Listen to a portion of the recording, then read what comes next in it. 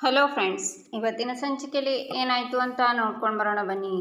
ಸಂಪದ, ನಿನ್ನ ಮಗಳು ಬಂದು ನಿನ್ನ ಅಳಿಯ ಯಾವತ್ತೂ ನೆಟ್ಟಗವನೆ ಅಂತ ಹೇಳಿದ ಮ್ಯಾಕೆ ಅವತ್ತು ನೀನೇನಾದರೂ ಮಾಡ್ಕೊ, ಆದರೆ ಅಲ್ಲಿಗಂಟ ನಿನ್ನ ಮಗಳ ತೀರ್ಮಾನಕ್ಕೆ ಗೌರವ ಕೊಡು. ಯಾಕಂದರೆ ಇದನ್ನೆಲ್ಲ ಅನುಭವಿಸೋ ಯೋಗ್ಯತೆ ಇವನಿಗಿಲ್ಲ ಅಂತಾರೆ ಶಿವರಾಮೇಗೌಡರು. ಸರಿ ಕಣವ, ಏನೋ ಹಣೆ ಬರ ಆಗೋಯ್ತು, ಮೊದಲು ದೊಡ್ಡವರ ಆಶೀರ್ವಾದ ತಕ್ಕೋ ಅಂತಾರೆ ಅಜ್ಜಿ. ಕ್ಷಮಿಸಿ ಅಜ್ಜಿ, ನಾನು ಸಂತೋಷವಾಗಿ ಇವನ ಜೊತೆ ಬಾಳಬೇಕು ಅಂತ ತಾಳಿ ಕಟ್ಕೊಂಡಿಲ್ಲ. ಹಾಗಾಗಿ ನನಗೆ ಈ ಆಶೀರ್ವಾದದ ಅವಶ್ಯಕತೆ ಇಲ್ಲ. ನನಗೆ ಬೆಳಿಗ್ಗೆಯಿಂದ ತುಂಬ ಟಯರ್ಡ್ ಆಗಿದೆ. ನಾನು ಹೋಗಿ ಸ್ವಲ್ಪ ಹೊತ್ತು ರೂಮಲ್ಲಿ ರೆಸ್ಟ್ ಮಾಡ್ತೀನಿ ಅಂತ ನವ್ಯ ಹೋಗ್ತಾಳೆ. ಗೌಡ್ರೆ, ನಾವಿನ್ನು ಬರ್ತೀವಿ ಗೌಡ್ರೆ. ಶಾಂತಮ್ಮ, ಎತ್ಕೊಳ್ಳಿ ಅದನ್ನು ಅಂತಾರೆ ಸಂಪತ್ ಕುಮಾರ್. ಎಲ್ಲರೂ ಅಲ್ಲಿಂದ ಹೋಗ್ತಾರೆ. ಅವ್ವ, ಯಾವಾಗಲೂ ನಿನ್ನನ್ನು ಬೂದ್ಗುಂಬಳಕಾಯಿ ಅನ್ನೋಳು ಇವಾಗ ಅದೇ ಬೂದ್ಗುಂಬಳಕಾಯಿ ಸಿಕ್ಬಿಡ್ತು ಅಂತ ವಿನಂತಿ ನಗ್ತಾಳೆ. ಸಾವಿತ್ರಿನೂ ನಗ್ತಾಳೆ. ಚಿಕ್ಕತ್ತೆ, ನೀವು ನಿಮ್ಮ ಮಗನಿಗೆ ಒಳ್ಳೆ ಸಂಸ್ಕಾರ ಕಲಿಸಲೇ ಇಲ್ಲ, ದುರಾಸೆ ಬದುಕು ಕಲಿಸಿದ್ರಿ. ಅದು ಇವತ್ತು ಅವನ್ನ ಮಾತ್ರ ಅಲ್ಲ, ನಿಮ್ಮನ್ನು ಎಲ್ಲರ ಮುಂದೆ ತಲೆ ತಗ್ಸೋ ಹಾಗೆ ಮಾಡಿದೆ ಚಿಕ್ಕತ್ತೆ.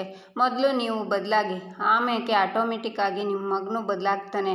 ಇಲ್ಲದೆ ಹೋದರೆ ಇವತ್ತು ಅನುಭವಿಸಿದ್ರಲ್ಲ ಅವಮಾನ, ನಾಳಿಗೂ ಅನುಭವಿಸ್ಬೇಕಾಯ್ತದೆ ಅಂತಾಳೆ ವಿದ್ಯಾ. ಅಲ್ಲಿಂದ ಹೋಗ್ತಾಳೆ. ಸಿಟ್ಟಿಂದ ಈಶ್ವರಿ ಮನಸ್ಸಲ್ಲೇ ಕುದಿತಾಳೆ. ಈಚೆ ಶಿವರಾಮೇಗೌಡರು ಸೋಫಾ ಮೇಲೆ ಕೂತ್ಕೊಂಡು ಸುಭಾಸ ಹೇಳಿದ್ದ ಸುಳ್ಳನ್ನೆಲ್ಲ ನೆನ್ಪು ಮಾಡ್ಕೋತಾ, ಆಮೇಲೆ ವಿದ್ಯನ್ನ ಮಾತನ್ನು ನೆನ್ಪು ಮಾಡ್ಕೋತಾ ಬೇಜಾರಾಗ್ತಾರೆ. ಆಗ ಅಲ್ಲಿಗೆ ಭದ್ರವಿದ್ಯೆ ಬರ್ತಾರೆ. ಶಿವರಾಮೇಗೌಡರು ಭದ್ರವಿದ್ಯೆನ್ನೇ ನೋಡ್ತಾರೆ. ಯಾಕೆ ಮಾವಯ್ಯ ಹಂಗೆ ನೋಡ್ತಿದ್ದೀರಾ ಅಂತಾಳೆ ವಿದ್ಯಾ. 1 ವರ್ಷದ ಹಿಂದೆ ನಾನಿನ್ನ ನೋಡೋಕ್ಕೆ ನಿಮ್ಮ ಮನೆಗೆ ಬಂದಿದ್ದೆ. ಆಗ ನೀನಿನ್ನೂ ಚಿಕ್ಕವಳಿದ್ದೆ, ಆದರೆ ಇವತ್ತು ನಿನ್ನ ಗುಣದಿಂದ ಶಾನೆ ದೊಡ್ಡವಳಾಗಿ ಕಾಣಿಸ್ತಿದ್ಯಾ ಕಣವ. ನೀನು ವಯಸ್ಸಲ್ಲಿ ಸಣ್ಣವಳಾದ್ರೂ ನಿನ್ನ ಹೃದಯ, ನಿನ್ನ ಮನಸ್ಸು ಶಾನೆ ವಿಶಾಲ ಆಗೈತೆ ಕಣವ. ನಿನ್ನ ಧೈರ್ಯ, ತ್ಯಾಗ, ಪಿರುತಿ ಮುಂದೆ ಈ ಹಟ್ಟಿಯವರು ಮಾತ್ರ ಅಲ್ಲ, ಯಾರೇ ಆದ್ರೂ ತಲೆ ಬಾಗಲೇಬೇಕು. ಸಾಮಾನ್ಯವಾಗಿ ಜನರಿಗೆ ಕಷ್ಟ ಬಂದಾಗ ಕಣ್ಣೀರಲ್ಲೇ ಕೈ ತೊಳೆದು ಬಿಡ್ತಾರೆ. ಆದರೆ ನೀನು ಧೈರ್ಯವಾಗಿದ್ಕೊಂಡು ಮನೆಯವರಿಗೂ ಧೈರ್ಯ ತುಂಬಿ ಈ ಹಟ್ಟಿಗೆ ಧೈರ್ಯ ಲಕ್ಷ್ಮಿ ಆಗಿಬಿಟ್ಟೆ ಕಣವ. ಈ ಹಟ್ಟಿಗೆ ಸೊಸೆಯಾಗಿ ಕಾಲಿಟ್ಟು ನೀನು ಈ ಹಟ್ಟಿನ ಕಾಪಾಡೋದಕ್ಕೆ ದೇವತೆಯಾಗಿ ನಿಂತಿದ್ಯಾ ಅಂದರೆ ಗೊತ್ತಿಲ್ಲ ಕಣಮ್ಮ. ರಕ್ತ ಸಂಬಂಧನೇ ದೊಡ್ಡದು ಅಂತಾರೆ, ಆದರೆ ನೀನು ಪ್ರೀತಿ ಸಂಬಂಧನೇ ದೊಡ್ಡದು ಅಂತ ತೋರಿಸ್ಬಿಟ್ಟೆ ಕಣವ. ಇವತ್ತು ನಾವೆಲ್ಲರೂ ಜೀವಂತವಾಗಿದ್ದೀವಿ ಅಂದರೆ ನಿನ್ನ ಧೈರ್ಯ, ನಿನ್ನ ತ್ಯಾಗ, ನಿನ್ನ ಪಿರುತಿನೇ ಕಣವ. ನೀನು ಮಾಡಿದ ಉಪಕಾರ ಈ ಶಿವರಾಮೇಗೌಡರನ್ನ ಜನ್ಮ ಇರೋ ಗಂಟ ನಿನ್ನ ಋಣ ತೀರ್ಸೋಕ್ಕಾಗಲ್ಲ ಕಣವ ಅಂತ ಹೇಳ್ತಾರೆ ಶಿವರಾಮೇಗೌಡರು. ಮಾವಯ್ಯ, ನಾನು ಈ ಹಟ್ಟಿ ಸೊಸೆಯಾಗಿ ನನ್ನ ಕರ್ತವ್ಯ ಮಾಡಿದ್ದೀನಿ ಅಟ್ಟೆಯ. ನೀವು ಋಣ ಅಂತ ದೊಡ್ಡ ಮಾತಾಡಬೇಡಿ ಮಾವಯ್ಯ ಅಂತಾಳೆ ವಿದ್ಯಾ. ಏನು ಮಾಡಿದೆ ಋಣದ ಬಾಪ್ತು ಅಂತ ಕೇಳೋ ಜನಗಳ ಮಧ್ಯದಲ್ಲಿ ನಮ್ಮೆಲ್ಲರಿಗೂ ಜೀವದಾನ ಮಾಡಿ ಕರ್ತವ್ಯ ಅಂತ ಹೇಳ್ತಿದ್ಯಲ್ಲವ. ನಮ್ಮವ್ವ ಹೇಳ್ದಂಗೆ ನಿಂದು ತಾಯಿ ಹೃದಯನೇ ಕಣವ. ಈ ಹಟ್ಟಿಗೆ ನೀನು ಸೊಸೆಯಾಗಿ ಬಂದಿಲ್ಲ, ಈ ಹಟ್ಟಿಗೆ ಧೈರ್ಯವಾಗಿ ಬಂದಿದ್ಯಾ. ನಿನ್ನಂಥ ಹೆಣ್ಣು ಯಾರ ಹಟ್ಟಿಲಿದ್ರೂ ಬರೀ ಲಕ್ಷ್ಮಿ ಅಲ್ಲ, ಮಹಾಲಕ್ಷ್ಮಿ ಇದ್ದಂಗೆ ಕಣವ ಅಂತಾರೆ ಶಿವರಾಮೇಗೌಡರು. ಮಾವಯ್ಯ, ನೀವು ಹೀಗೆಲ್ಲ ಮಾತಾಡಬೇಡಿ, ನನಗೆ ಶಾನೆ ಮುಜುಗರ ಆಯ್ತದೆ ಅಂತಾಳೆ ವಿದ್ಯಾ. ಮಾತಾಡಿದರೆ ನಿನಗೆ ಮುಜುಗರ ಆಯ್ತದೆ ಕಣವ, ಮಾತಾಡದೆ ಮೌನವಾಗಿದ್ದರೆ ನನಗೆ ಮುಜುಗರ ಆಯ್ತದೆ ಕಣವ. ಆದ್ರೂ ನಿನ್ನ ಮಾತಿಗೆ ಬೆಲೆ ಕೊಡ್ತೀನಿ ಬಿಡವ. ಭದ್ರಾ, ನೀವಿಬ್ಬರೂ ಸೇರಿ ಈ ಹಟ್ಟಿಯವರನ್ನು ಮಾತ್ರ ಅಲ್ಲ, ಎಷ್ಟೋ ಜನರ ಜೀವ ಉಳಿಸಿದ್ದೀರಾ. ನಿಮ್ಮನ್ನು ಮಗ ಅಂತ ಅವಳನ್ನು ಸೊಸೆ ಅಂತ ಹೇಳ್ಕೊಡೋದಕ್ಕೆ ನನಗೆ ಶಾನೆ ಹೆಮ್ಮೆ ಆಯ್ತದೆ ಅಂತಾರೆ ಶಿವರಾಮೇಗೌಡರು. ಮೋನ, ಇವತ್ತು ಇವರಿಬ್ಬರಿಗೆ ಶಾನೆ ದೃಷ್ಟಿ ಆಗಿಬಿಟ್ಟಿದೆ.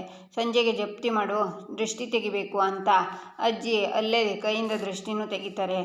ಅತ್ತೆ, ತೆಗಿತೀನಿ ಅಂತಾರೆ ಮೋನ. ಅವ್ವ, ನನ್ನ ದೃಷ್ಟಿನೇ ಹೆಚ್ಚಾಗದೆ ಕಣಂತೆ, ನನ್ನ ಮುದ್ದು ಸೊಸೆಗೆ ಮೊದಲು ದೃಷ್ಟಿ ತೆಗಿರಿ ಅಂತಾರೆ ಶಿವರಾಮೇಗೌಡರು. ಆಗ ಎಲ್ಲರೂ ನಗ್ತಾರೆ. ವಿದ್ಯಾ, ತತ್ತಾರೆ ಇಲ್ಲಿ ಅಂತ ವಿದ್ಯನ ಕೈನಲ್ಲಿರೋ ಚೆಕ್ನ ಅಜ್ಜಿ ತಗೊಂಡು, ಒತ್ತಾರಿಕೆ ಇದನ್ನು ನಿನ್ನ ಹೆಸರಿಗೆ ಹಾಕ್ಬಿಡ್ತೀನಿ, ಈ 1 ಕೋಟಿ ರೂಪಾಯಿ ಇನ್ಮ್ಯಾಕೆ ನಿಂದೆಯಾ ಅಂತಾರೆ ಅಜ್ಜಿ. ಅಯ್ಯೋ ಅಮ್ಮಮ್ಮ, ಅದೆಲ್ಲ ನನಗ್ಯಾಕೆ ಅಂತಾಳೆ ವಿದ್ಯಾ. ನೋಡೆ, ನಿಮ್ಮ ಮಾವ ಪಿರುತಿಯಿಂದ ಕೊಟ್ಟಿದ್ದನ್ನು ಬೇಡ ಅಂತ ಹೇಳಬಾರ್ದು, ಸುಮ್ಮನೆ ಬಾಯಿ ಮುಚ್ಕೊಂಡು ಇರು. ಆಹಾ, ಬೇಡ ಅಂತೆ ಬೇಡ ಅಂತಾರೆ ಅಜ್ಜಿ. ವಿದ್ಯಾ ಭದ್ರನ್ನೇ ನೋಡ್ತಾ ತಲೆ ಕೆಳಗೆ ಹಾಕ್ತಾಳೆ. ಈಚೆ ಈಶ್ವರಿ ಗೋವಿಂದ ಹೊಡೆದಿರೋದನ್ನು, ಶಿವರಾಮೇಗೌಡರು ಬೈದಿರೋದನ್ನು ಮತ್ತು ನವ್ಯ ಹೇಳಿರೋ ಮಾತನ್ನು ನೆನ್ಪು ಮಾಡ್ಕೋತಾ ರೂಮಲ್ಲಿ ಕೂತಿರ್ತಾಳೆ. ಚಿತ್ರನೂ ಅಲ್ಲೇ ಆಚೆ ಪಕ್ಕ ಕೂತಿರ್ತಾಳೆ. ಆಗ ವಿನಂತಿ ಸಾವಿತ್ರಿ ಬಂದು, ಬೊಂಬೆ ಆಡ್ಸೋನು ಮ್ಯಾಲೆ ಕುಂತವನೇ, ನಮಗೂ ನಿಮಗೂ ಯಾಕೆ ಟೆನ್ಷನ್ನು ಅಂತ ಹಾಡಿದರೆ, ಲಗಾಮು ದೇವರ ಕೈಯಲ್ಲಿ ನಾವೇನು ಮಾಡೋಣ, ಎಲ್ಲರೂ ಮುಖ ಮುಚ್ಕೊಂಡು ಡ್ರಾಮಾ ಮಾಡೋಣ ಅಂತಾಳೆ ಸಾವಿತ್ರಿ. ಹೀಗೆ ಇಬ್ಬರು ಹಾಡನ್ನು ಹೇಳ್ತಾ ನಗ್ತಾರೆ. ಈಶ್ವರಿ ಚಿತ್ರ ಸಿಟ್ಟಿಂದ ಅವರನ್ನೇ ನೋಡ್ತಾರೆ. ಏನೇ ಹೇಳು ಅತ್ತಿಗೆ, ಒಟ್ಟಿನಲ್ಲಿ ಹಳೆ ಚಪ್ಪಲಿ ತರಹ ಆಗೋಯ್ತು ನಿನ್ನ ಮಗನ ಬಾಳು. ಆದರೂ ಅತ್ತಿಗೆ, ಇವತ್ತು ಆಗಿರುವಂಥ ಮದುವೆ ನನ್ನ ಜೀವನದಲ್ಲೇ ನೋಡಿಲ್ಲ ಅಂತಾಳೆ ಸಾವಿತ್ರಿ. ಟ್ವಿಸ್ಟ್ ಮೇಲೆ ಟ್ವಿಸ್ಟು ಅಂತಾರಲ್ಲ ಹಾಗೆ, ಒಳ್ಳೆ ಸಸ್ಪೆನ್ಸ್ ಥ್ರಿಲ್ಲರ್ ಪಿಕ್ಚರ್ ನೋಡ್ದಂಗಾಯ್ತು ಕಣವ.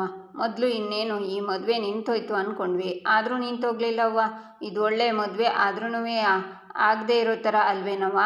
ಏನೋ ಒಟ್ಟಿನಲ್ಲಿ ಇವರೇನೋ ನನ್ನ ಮಗ ಸಿಂಹಾಸನ ಏರ್ಬಿಟ್ಟ, ನಾನು ರಾಜಮಾತೆಯಾಗಿ ಮೆರಿಬಹುದು ಅಂತ ಕಟ್ಕೊಂಡಿದ್ದ ಕನಸೆಲ್ಲ ಕನಸಾಗೆ ಉಳಿದೋಯ್ತು. ಐಶ್ವರ್ಯದ ಅಮಲಲ್ಲಿ ತೇಲಾಡ್ಬೋದು ಅಂದ್ಕೊಂಡವರೆಲ್ಲ ಇವತ್ತು ಹಾಗೆ ಉದುರೋದ್ರು ಕಣೆ ವಿನಂತಿ. ಆದರೂ ವಿನಂತಿ, ಇದೊಂಥರ ಅದ್ಭುತವಾದ ಮದುವೆ ಕಣೆ ಅಂತಾಳೆ ಸಾವಿತ್ರಿ. ಇದೇನು ಮದುವೆನವ, ಕರ್ಮ ರಿಟರ್ನ್ಸ್ ಅಂತಾರಲ್ಲ, ಹಂಗಂದರೆ ಇದೇ ಇರಬೇಕು.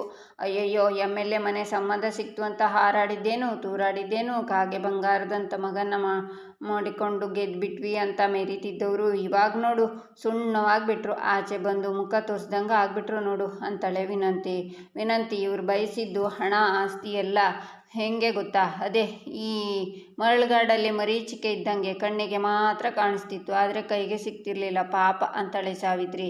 ಏನೇ ಆಡ್ಕೋತಿದ್ಯಾ, ನಿನ್ನ ಕಣ್ಣಿಗೆ ನಾವು ಜೋಕರ್ ಥರ ಕಾಣಿಸ್ತಿದ್ದೀವಾ ಅಂತಾಳೆ ಈಶ್ವರಿ. ಚೇ ಜೋಕರ್ ಥರ ಅಲ್ಲ ಅತ್ತಿಗೆ, ನೀವಿಬ್ಬರು ಜೋಕರ್ಗಳೇ ಅಂತಾಳೆ ಸಾವಿತ್ರಿ ಅಂತ ಕೂಗ್ತಾರೆ ಈಶ್ವರಿ. ಸುಮ್ಮನೆ ಯಾಕೆ ಕಿರ್ಚ್ಕೊಂಡು ಗಂಟ್ಲು ಹರ್ಕೋತೀಯ ಅತ್ತಿಗೆ, ಮೊದಲು ಈಗ ಆಗಿರೋ ಅವಮಾನದಿಂದ ಆಚೆ ಬನ್ನಿ, ಆಮೇಲೆ ನನ್ನ ಮೇಲೆ ಎಗರಾಡುವಿರಂತೆ. ಲೇ ವಿನಂತಿ, ಪಾಪ ಎಷ್ಟು ಬೇಕೋ ಅಷ್ಟು ಹುರ್ಕೊಂಡು ತಣ್ಣಗೆ ಮಾಡ್ಕೊಳ್ಳಿ, ನಾವಿಲ್ಲೇ ಇದ್ದರೆ ಸೀದ ವಾಸನೆ ತಡೆಯೋಕ್ಕಾಗಕ್ಕಿಲ್ಲ. ಬಾರೆ ಮೊದಲೇ ಇಲ್ಲಿಂದ ಹೋಗೋಣ ಬಾ ಅಂತ ಸಾವಿತ್ರಿ ಹೋಗ್ತಾರೆ. ಈಶ್ವರಿ ಸಿಟ್ಟನ್ನು ತಡೆಯೋಕ್ಕಾಗದೆ ಕೈನ ಟೇಬಲ್ಗೆ ಬಡಿತಾರೆ. ಚಿತ್ರ ಅಳ್ತಾಳೆ. ಈಚೆ ಚಂಪಾ ವಿದ್ಯನ ಹತ್ರ, ಏನು ವಿದ್ಯಕ್ಕ ಹಿಂಗಾಗ ಹೋಗದೆ, ಇದೆಲ್ಲ ದಿಟವೇಯಾ ಅಂತಾಳೆ.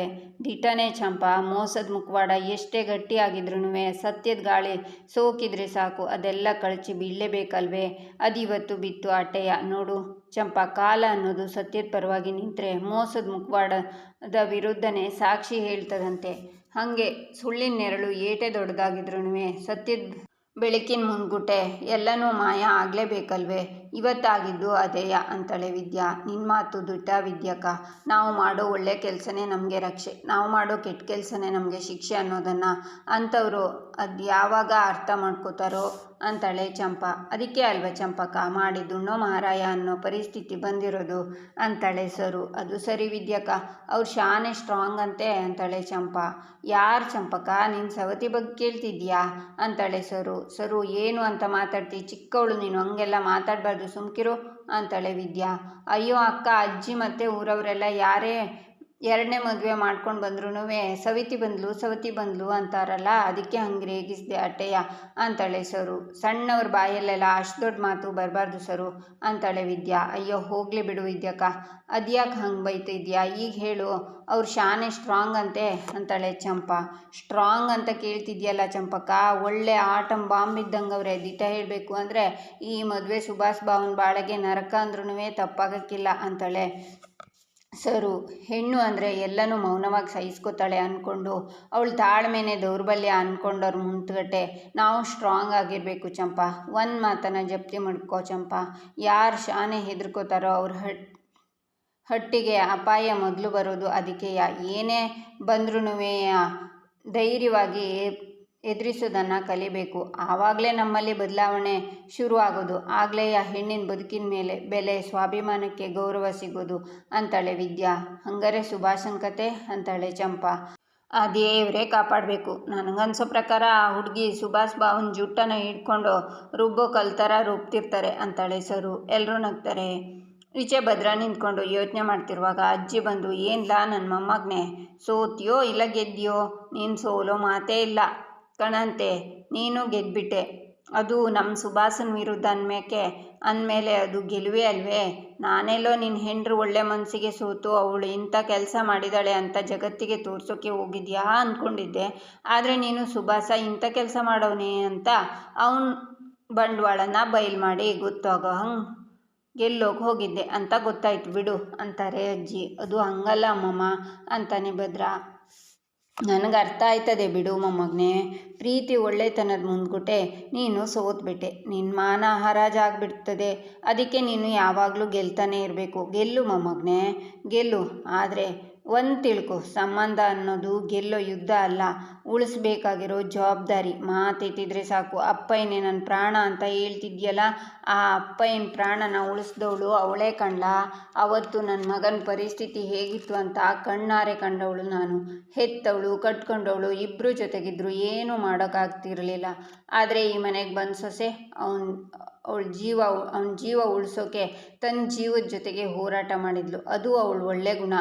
ನೀನು ಅವಳನ್ನು ಪಿರೂತಿ ಮಾಡಿದೆ ಅನ್ನೋ ಕಾರಣಕ್ಕೆ ನಿಮ್ಮ ಅಪ್ಪ ಅವಳ ಜೊತೆ ಮದುವೆ ಮಾಡಿಸ್ದ. ಅದಕ್ಕೆ ಅವಳು ಅವನಿಗೆ ಜೀವದಾನ ಮಾಡಿದ್ಲು. ಇವತ್ತು ಅವಳು ಮಾಡಿದ ಒಂದು ತಪ್ಪು ನಿನಗೆ ದೊಡ್ಡದಾಗಿ ಕಾಣಿಸಿ ಅವಳು ಮಾಡಿರೋ 10 ಒಳ್ಳೆ ಕೆಲಸ ನಿನಗೆ ಕಾಣಿಸ್ದೆ ಹೋಗ್ಬಿಡ್ತು ಅಲ್ವೇ?